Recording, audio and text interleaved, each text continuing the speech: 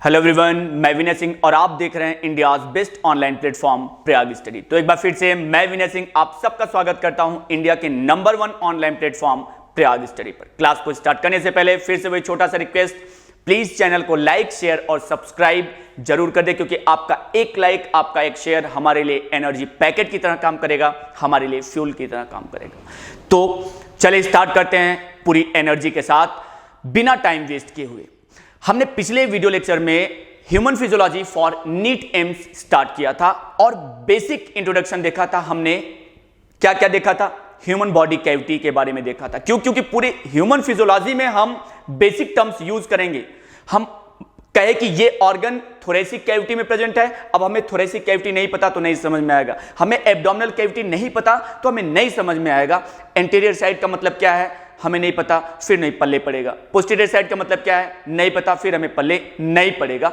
तो पहले हमने कहा था कि फिजियोलॉजी में जो हम बेसिक टर्म्स यूज करेंगे, कीवर्ड यूज करेंगे, हम पहले वो एक्सप्लेन कर देते हैं। तो हमने पूरी ह्यूमन बॉडी को जो कैविटी है उसको मैंने एक्सप्लेन किया था। तो चलें स्टार्ट करते हैं, लेकिन सबसे पहले फिजियोलॉजी का डेफिनेशन देख लें कि फिजियोलॉजी कहता क्या है। याद करो हमने पिछले वीडियो लेक्चर में क्या बताया था। इस वीडियो के डिस्क्रिप्शन बॉक्स में प्रीवियस वीडियो लेक्चर का लिंक पड़ा होगा, आप जाकर वहां पर देख सकते हैं। बहुत डिटेल में हमने बात कर रखी है ह्यूमन बॉडी कैविटी के बारे में। बस 2 मिनट रिकैप करूंगा मैं। फिजियोलॉजी का मतलब क्या है?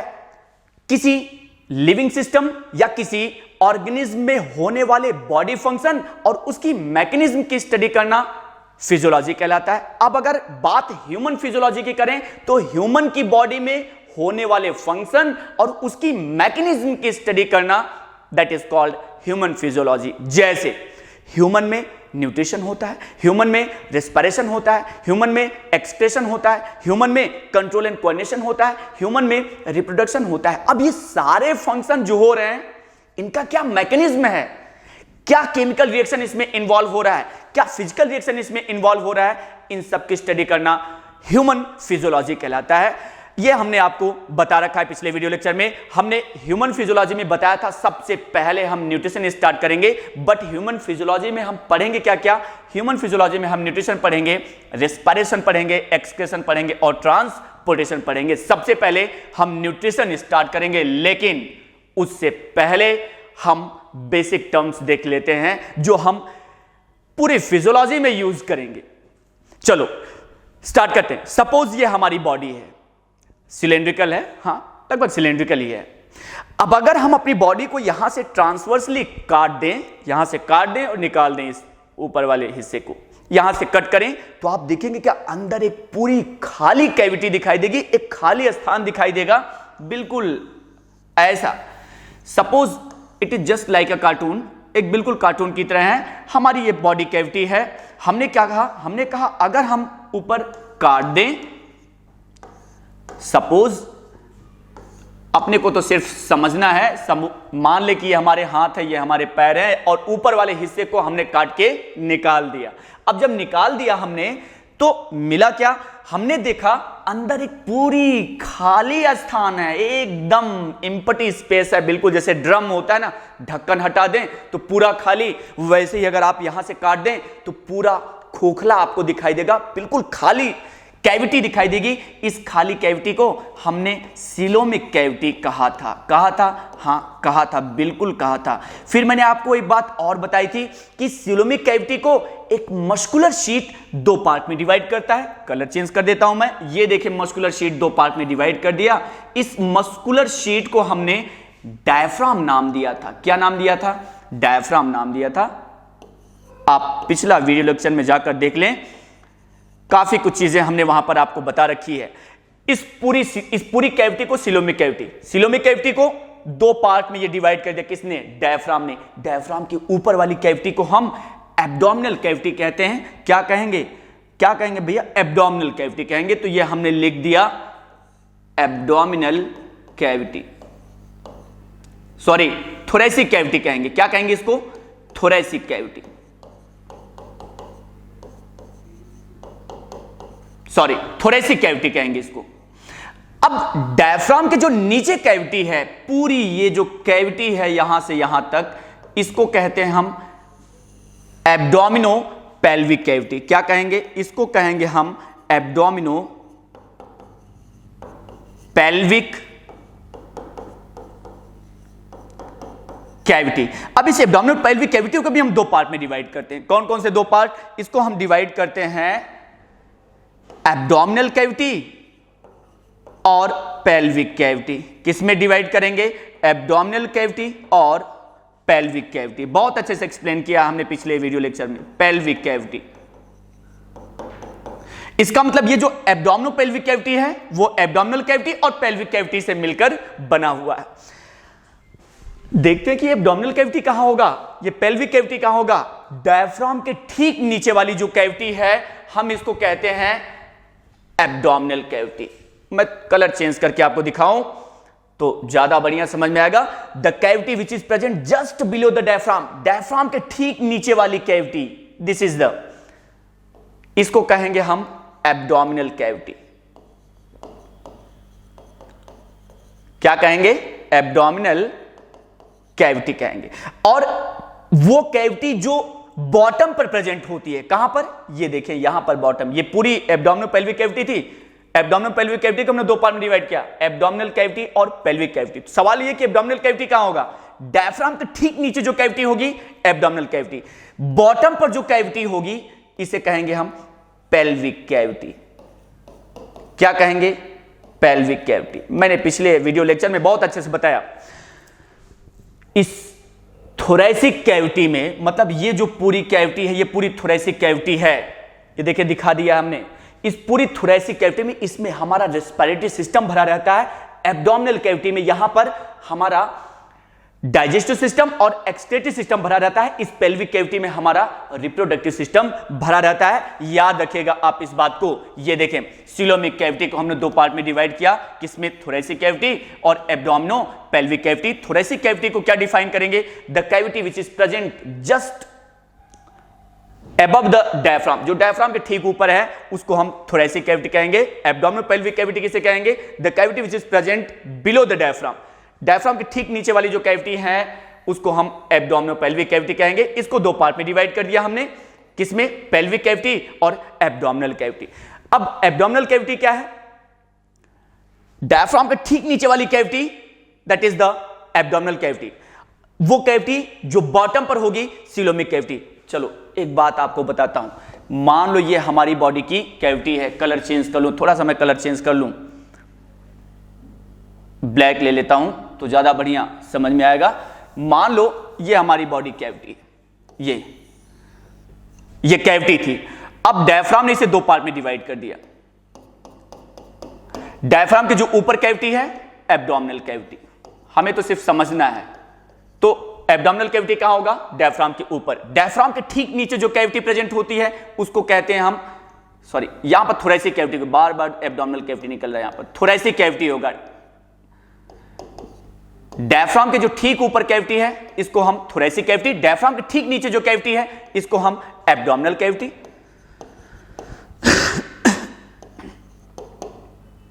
Abdominal cavity. और जो बॉटम पर कैविटी होगा इसको कहेंगे हम पेल्विक कैविटी। आई होप कि क्लियर हुआ होगा।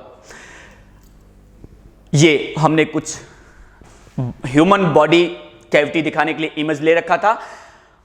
मतलब हमारी बॉडी में वेंट्रल कैविटी और डॉर्सल कैविटी। वेंट्रल का मतलब होता है फ्रंट साइड और डॉर्सल का मतलब होता है बैक साइड। तो वो कैविटी जो हमारे बॉडी के वेंट्रल साइड में है, वो कैविटी जो हमारे बॉडी के आगे की तरफ है उसे हम वेंट्रल कैविटी कहते हैं। तो ये देखिए ये कैविटी हमारे बॉडी में आगे की तरफ है।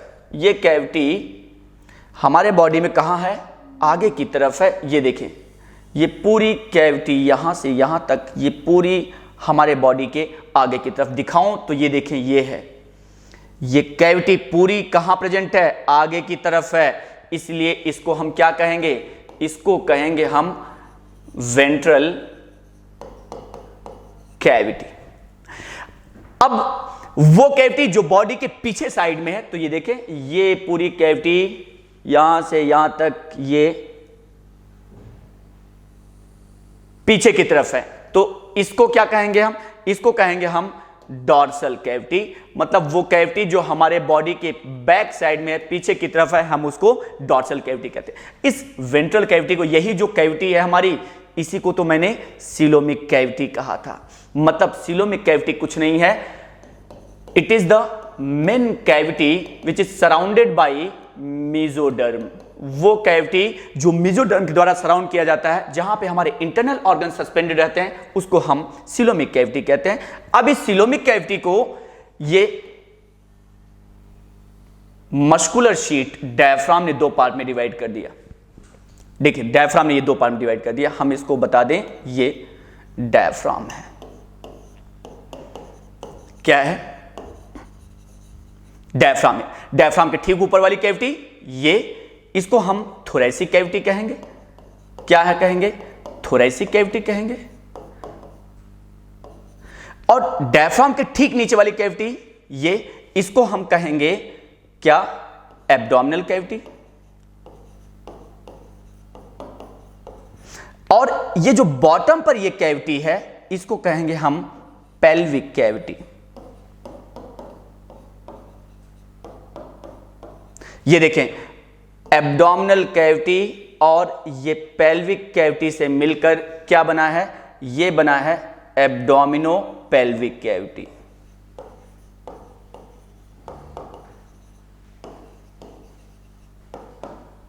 Abdominopelvic cavity.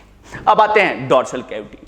Dorsal cavity में ये क्रैनियल कैविटी है, जहां पे हमारा ब्रेन प्रेजेंट होता है। क्या होता है यहां पे हमारा ब्रेन प्रेजेंट होता है।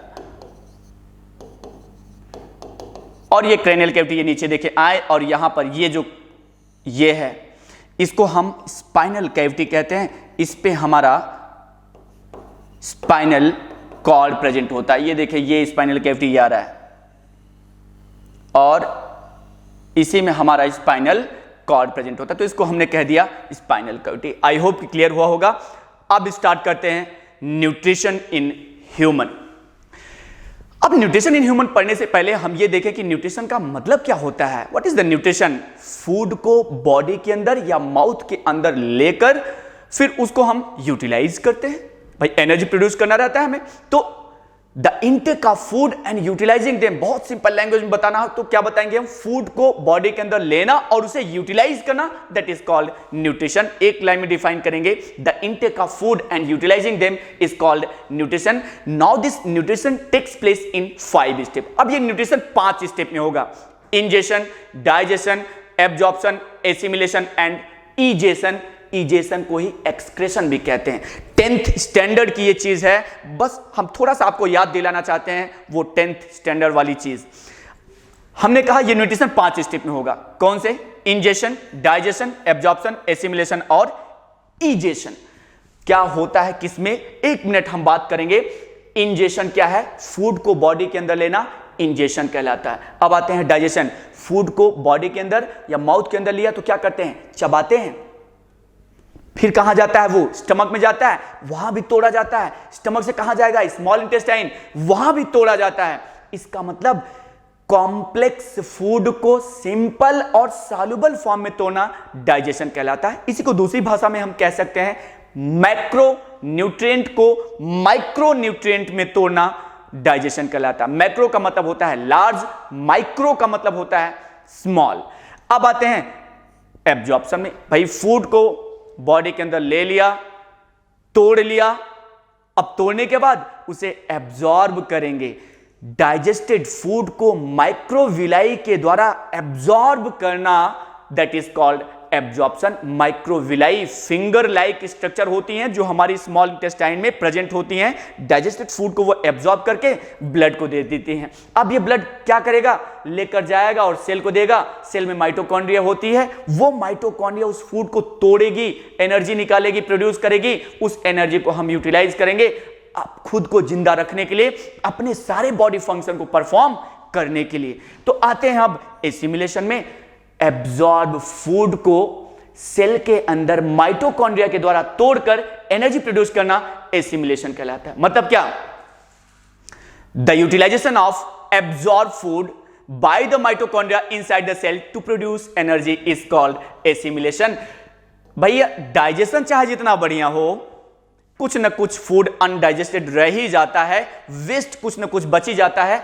वेस्ट मटेरियल को बॉडी से बाहर निकालना इजेशन कहलाता है और इसी को हम एक्सक्रेशन कहते हैं। अब ये ह्यूमन में न्यूट्रिशन डाइजेस्टिव सिस्टम के द्वारा परफॉर्म किया जाता है। Nutrition in human is performed by digestive system. तो स्टार्ट करते हैं अब डाइजेस्टिव सिस्टम को, देखते हैं डाइजेस्टिव सिस्टम है क्या। इस डाइजेस्टिव सिस्टम को कितने पार्ट में हम डिवाइड करेंगे देख लेते हैं। डाइजेस्टिव सिस्टम, अब डाइजेस्टिव सिस्टम है क्या, अगर हमें समझना हो तो हम क्या बताएंगे, कुछ नहीं है। Digestive system is made up of various digestive organ which help in digestion।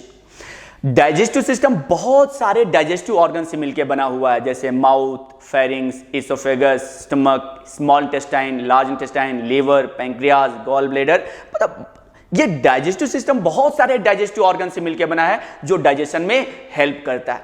अब इस डाइजेस्टिव सिस्टम को हम दो पार्ट में डिवाइड करते हैं, एक तो एलिमेंट्री कैनाल,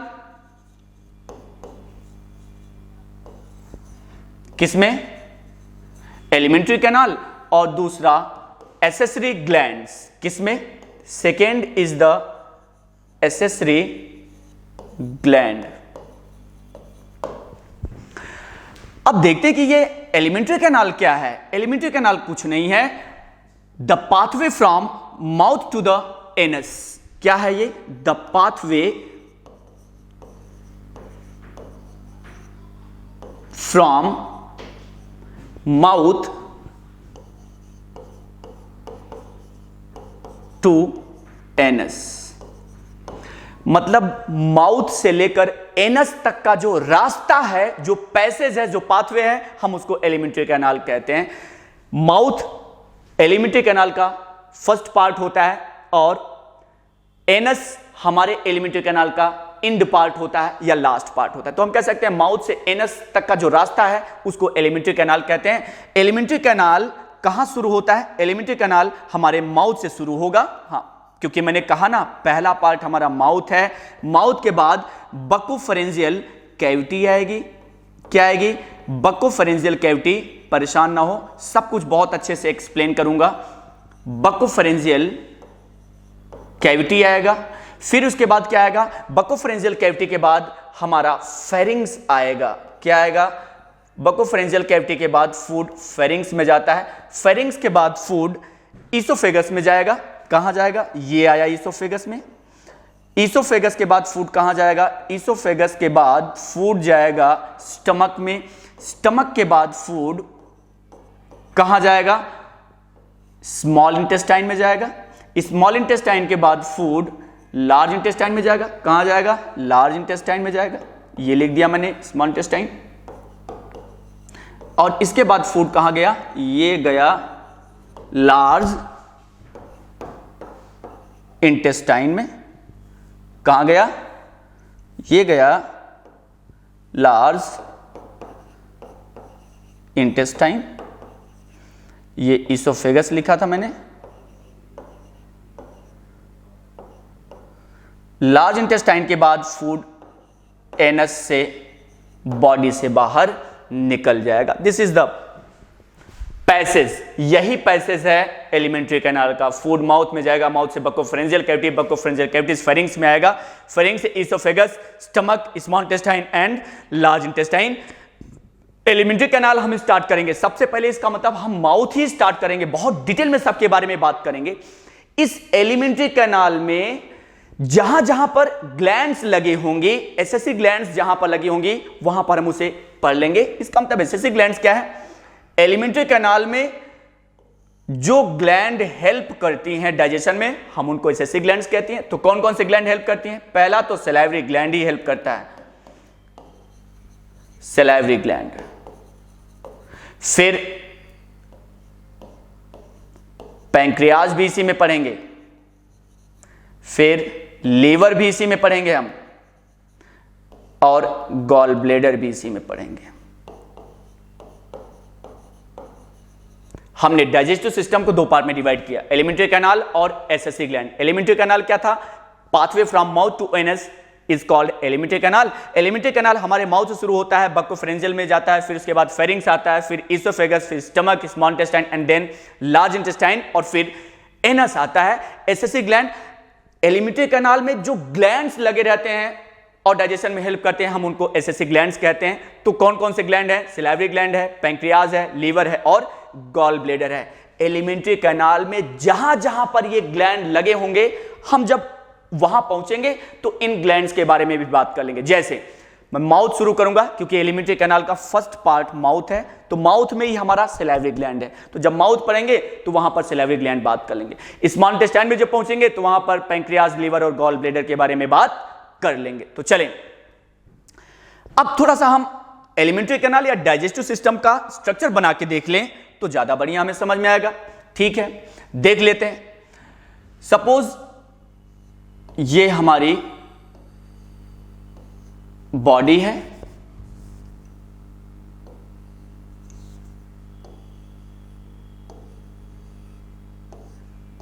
ये हमारी बॉडी है, ये हमारी माउथ है। क्या है? माउथ है। फिर ये हमारा बक्कोफेरेंजियल कैविटी है। फिर उसके बाद आगे चलकर ये दो पार्ट में डिवाइड हो जाएगा, ये ट्रेकिया की तरफ निकल जाएगा और ये इसोफेगस नीचे आएगा। फिर ये डायफ्राम को चीरते हुए नीचे चला जाएगा, ये देखें, ये डायफ्राम था, डायफ्राम को चीरते हुए ये नीचे चला गया। ये फेरिंग्स था, ये इसोफेगस है,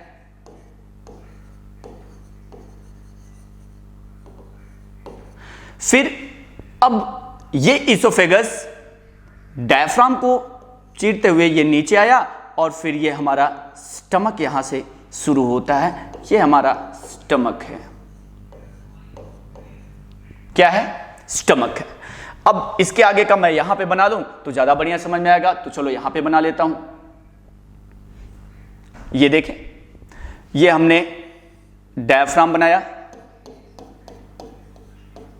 फिर इसके बाद ये नीचे स्टमक आया और स्टमक के बाद फिर हमारा क्या शुरू होगा? स्मॉल इंटेस्टाइन स्टार्ट होगा। ये देखें, यहां से स्मॉल इंटेस्टाइन स्टार्ट होता है। This is the first part of small intestine, जिसे हम डुओडेनम कहेंगे। क्या कहेंगे? डुओडेनम कहेंगे। डुओडेनम की लेंथ के बारे में बात करेंगे तो इसका लेंथ 20 से 25 सेंटीमीटर होता है। कितना? 20 से 25 सेंटीमीटर होता है, नोट करते चलें आप। फिर इसके बाद स्मॉल इंटेस्टाइन का सेकेंड पार्ट आएगा या मिडिल पार्ट आएगा, जिसे हम जेजुनम कहेंगे। क्या कहेंगे? जेजुनम।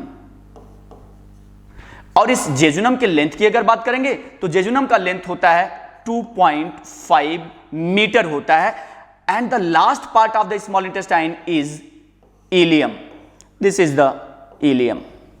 आप नोट करें इसको, this is the ileum. Ileum की अगर लेंथ के बारे में बात करेंगे तो इलियम का लेंथ होता है लगभग 3 मीटर।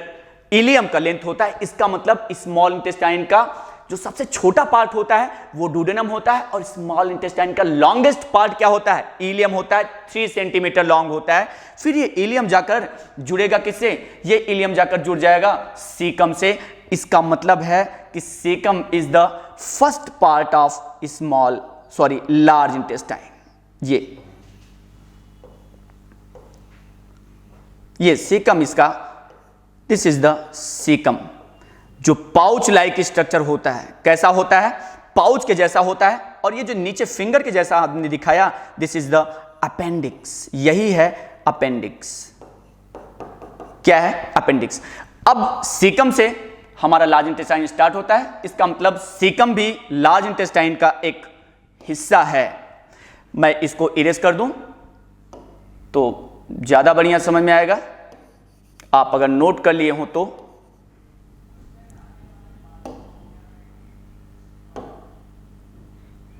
ओके। देख लेते हैं लार्ज इंटेस्टाइन। यहां शुरू होता है हमारा लार्ज इंटेस्टाइन, सीकम से शुरू हुआ हमारा लार्ज इंटेस्टाइन। फिर इसके बाद क्या आया,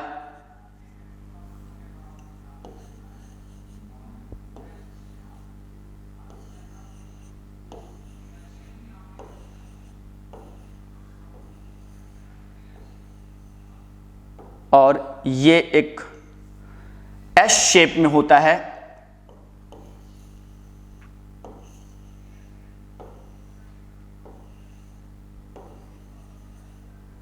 देखें, इलियम जाकर किससे जुड़ा, सीकम से। सीकम के बाद एक ट्यूब लाइक स्ट्रक्चर निकलता है, इस ट्यूब को कहते हैं हम असेंडिंग कोलॉन। थोड़ा सा हम यहां पे एक बार क्लासिफाई कर दें, लार्ज इंटेस्टाइन को हम किस में डिवाइड करते हैं, लार्ज इंटेस्टाइन को हम सीकम, कोलॉन और रेक्टम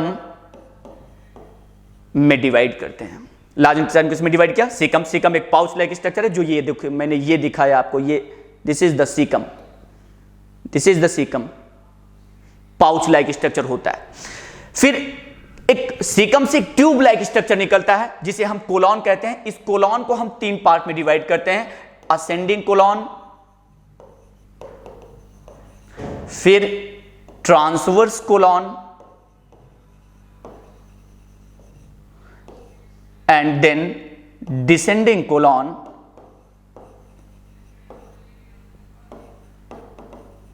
डिसेंडिंग कोलॉन किस में डिवाइड किया, कोलॉन को हमने 3 पार्ट में डिवाइड किया, असेंडिंग, ट्रांसवर्स और डिसेंडिंग कोलॉन। इनका लेंथ भी आप याद रखोगे, असेंडिंग कोलॉन का लेंथ होता है लगभग 20 सेंटीमीटर। कितना, लगभग 20 सेंटीमीटर असेंडिंग कोलॉन का लेंथ होता है। ट्रांसवर्स कोलॉन के लेंथ की बात करेंगे तो ये लगभग 50 सेंटीमीटर इसका लेंथ होता है। किसका, ट्रांसवर्स कोलॉन की। जस्ट 1 मिनट, ये देखें, असेंडिंग कोलॉन हमने लिख दिया लगभग 20 सेंटीमीटर, ट्रांसवर्स कोलॉन की बात करेंगे तो लगभग 50 सेंटीमीटर, और इसकी बात करेंगे तो ये लगभग 21 सेंटीमीटर लॉन्ग होता है। कौन, डिसेंडिंग कोलॉन, लगभग 21 सेंटीमीटर। तो ये असेंडिंग का मतलब होता है ऊपर जाता हुआ या बढ़ता हुआ। तो फूड ये आया और यहां से ऐसे ऊपर जाएगा। अब क्योंकि ये ट्यूब फूड को ऊपर की तरफ ले जा रहा है तो इस ट्यूब को हम कहते हैं असेंडिंग कोलॉन। क्या कहेंगे, कहेंगे असेंडिंग कोलॉन। अब यहां से फूड ट्रांसवर्सली ऐसे जाएगा, भाई बॉडी के ट्रांसवर्सली जा रहा है तो इसको हम कहते हैं ट्रांसवर्स कोलॉन। क्या कहेंगे, ट्रांसवर्स कोलॉन। कितना लेंथ बताया इसका, 50 सेंटीमीटर इसका लेंथ बताया। फिर यहां से फूड ऐसे नीचे आएगा, इसलिए इसको कहते हैं हम डिसेंडिंग कोलॉन, क्योंकि डिसेंडिंग का मतलब होता है गिरता हुआ, डिसेंडिंग कोलॉन। क्या है ये, डिसेंडिंग कोलॉन। कितना लेंथ इसका बताया मैंने, इसका लेंथ आपको बताया 21, लगभग 21 सेंटीमीटर होता है। कितना होगा, लगभग 21 सेंटीमीटर होता है। फिर उसके बाद अब ये डिसेंडिंग कोलॉन आएगा, ये नीचे आया, यहां से देखेंगे आप ये एस शेप में है। देखिए कैसा एस शेप में है, इसको कहते हैं हम सिग्मॉइड कोलॉन। क्या कहेंगे, सिग्मॉइड कोलॉन। इसका मतलब हम यहां पर एक और जोड़ सकते हैं, कोलॉन को एक और डिवाइड कर सकते हैं, सिग्मॉइड। इस सिग्मॉइड कोलॉन की अगर लेंथ की बात करेंगे तो यह होता है 25 से 40 सेंटीमीटर होता है। फिर उसके बाद आता है ये रेक्टम, ये भी एक पाउच लाइक आपको दिख रहा होगा, पाउच के जैसा होता है। This is the rectum, rectum है। अगर इसके लेंथ की आप बात करेंगे तो ये 12 से 15 सेंटीमीटर होता है। And last part is the anus. Anus की अगर लेंथ की बात करेंगे तो ये लगभग 5 से 6 सेंटीमीटर इसका लेंथ होता है। हमने आपको पूरा एलिमेंट्री कैनाल एक्सप्लेन कर दिया, सिर्फ दिखाया कि कहां से शुरू होता है और कहां तक जाता है, क्या लेंथ है वो हमने बात कर दिया। स्मॉल इंटेस्टाइन की लेंथ की बात करेंगे तो लगभग 7 मीटर लॉन्ग होता है। ओके, क्लास को यहीं ओवर कर रहे हैं। अगली क्लास में जब हम मिलेंगे तो इसके आगे माउथ स्टार्ट करेंगे। Thank you.